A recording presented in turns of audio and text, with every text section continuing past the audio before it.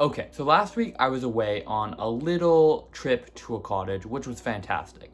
Gave me a nice little break, a little bit of time with the family, but I didn't look at any charts whatsoever. So it got me thinking that as we move into a new week, I'm going to need to do a little bit of a refresher as to what happened last week and for what's expected to come next week.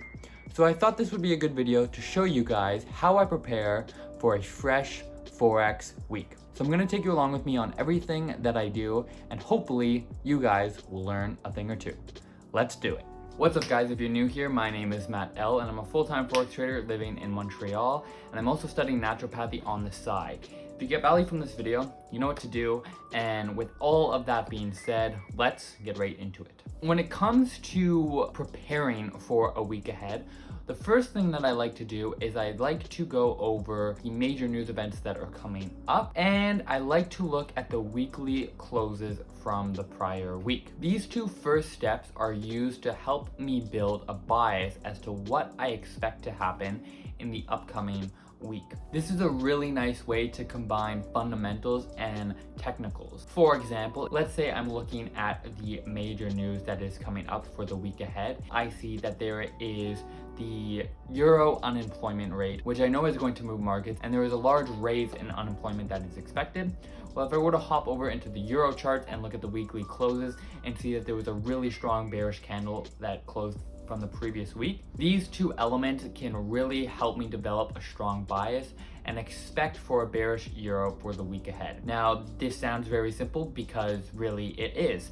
I'm not that interested in medium impact news event. It's really just those handful of high impact news events that we get every week and combining that with higher time frames. So I'm gonna take you with me just back there. We'll hop on the laptop and we'll go over what I'm looking at for this week. Okie doke. So the first thing that we're going to go over is the high impact news that is expected to happen. So I'm gonna hop you guys into the screen with me. Starting out on Monday, it looks like we already have some important news that's coming out with the RBA meeting minutes and the People's Bank of China interest rate decision. So of course I don't trade the yuan, but that is something that could absolutely move markets, specifically the antipodes, as they are highly correlated with China, especially Aussie. Starting off in the week, we're gonna want to be very mindful of the Australian dollar, where it is and how it can be impacted by this news. We have the ECB bank lending survey. I don't think that's gonna be too crazy. Building permits, not that crazy. The Bank of Japan monetary policy meeting minutes, it's high impact. It could have some reaction, but from my experience, high impact news for Japan doesn't really exist. And then we do have Aussie retail sales, which will move the market. So when I see an event that I think is going to move the market, I really want to look at what the previous data point was and what the consensus is for the upcoming one. So the previous was 0.4, and now we're seeing a consensus of negative 0.5. So if this does come out, I could see this leading to a weaker Aussie, because if retail sales are declining and if consumers aren't spending as much money as the RBA would like, then they're of course going to be less inclined to raise interest rates in the nearer term, which is really what the market is focused on. So that could lead somewhat to a bearish Aussie. So we'll keep that in the back of our heads, and then we'll look at the charts to see if there's anything that's lining up there. Come down to Thursday, we have the ECB deposit rate decision and the interest rate decision. So that is also interesting. There's not going to be any change for the time being. As you can see, the consensus is to remain at 0%. However, we do have the policy statement and press conference. That is what the market is going to be watching. That is going to be probably, so far from what I see, the highest impact news event. And finally, if we come down to Friday, oh wow, we have a lot of news Friday. So we have the PMI figures out from Europe in a few different countries, France, Germany. They're not expecting a huge change. There's really a growth here happening since we're well above the 50 mark for PMIs. So that could be interesting. The focus is really going to be on Aussie and because of that also the New Zealand, but really the Aussie. And then depending on how the US dollar moves in regards to equities, and then also the and then also the initial jobless claims that could move the market overall. So now we're going to go into the charts and we're going to look at an Aussie pair on the weekly close to see if we can combine any of our fundamentals. So here we have pound Aussie.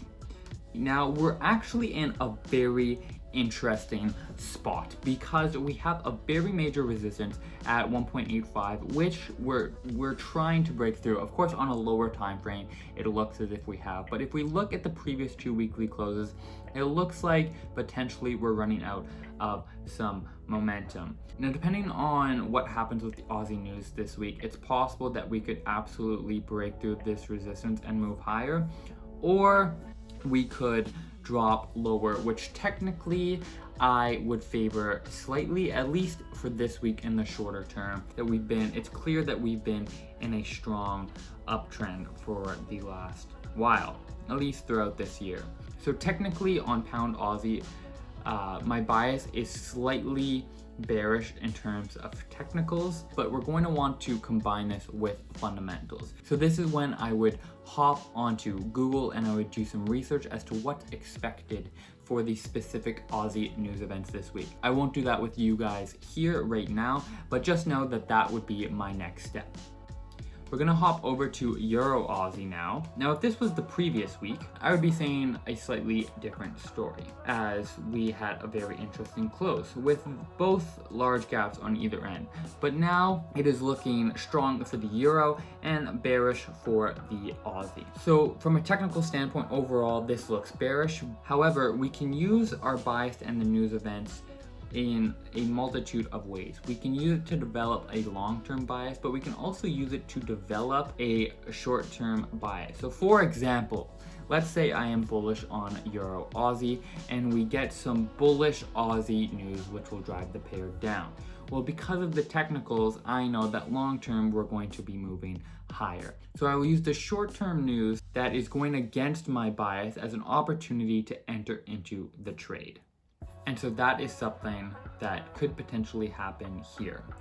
If we come back down and retest the 1.587 area with the news, there's a support here. I would need to draw some other technical tools, but that is something that is a possibility.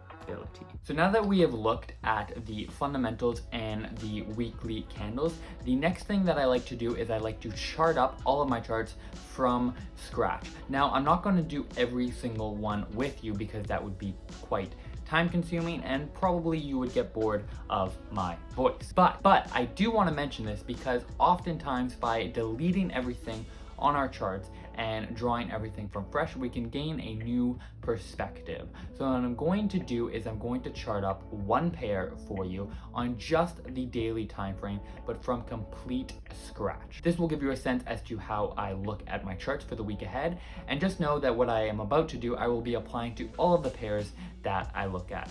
So now that we have gone over the major news that is coming up for this week, the weekly closes that have helped us develop a bias combined with that fundamental news, it's time to chart up.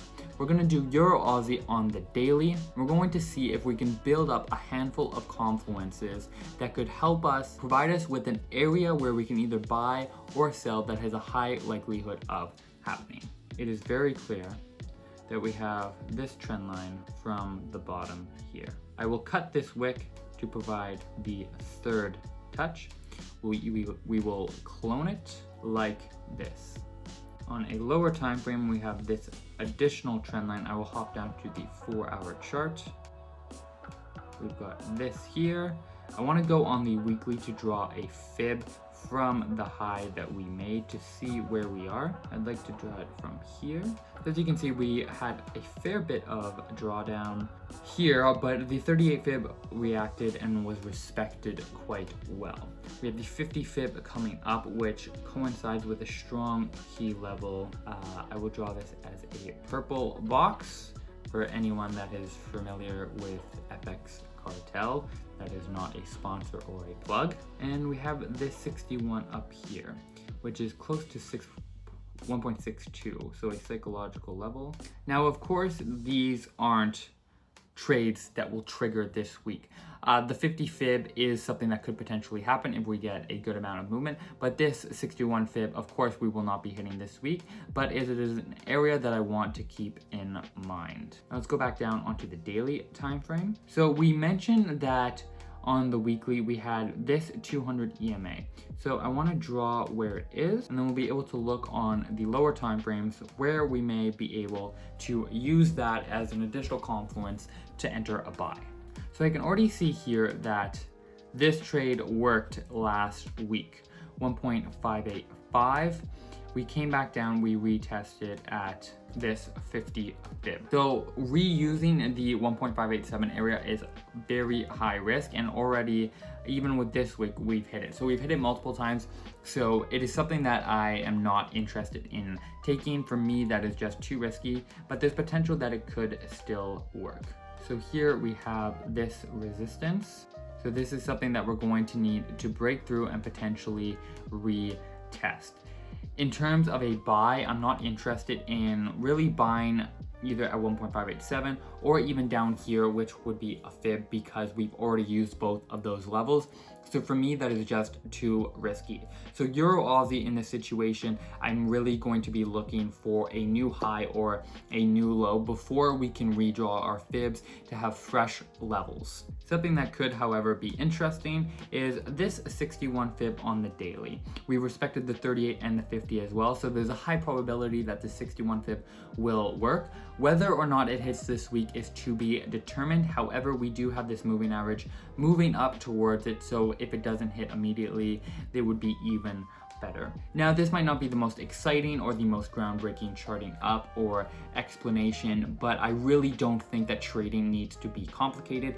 It is difficult, but it can be simple. So keep that in mind when you're charting up, when you're looking at the news, and when you're analyzing. It's so easy to get into the trap of overcomplicating things, so keep it simple. And these are the levels that I will be looking to take on Euro Aussie, either this week or in the upcoming weeks. It's easy to hop down on smaller time frames and really try and hunt down different trades, but I prefer to use the best possible setups and the best possible entries with the highest probability. So these are the levels that I'm watching out for.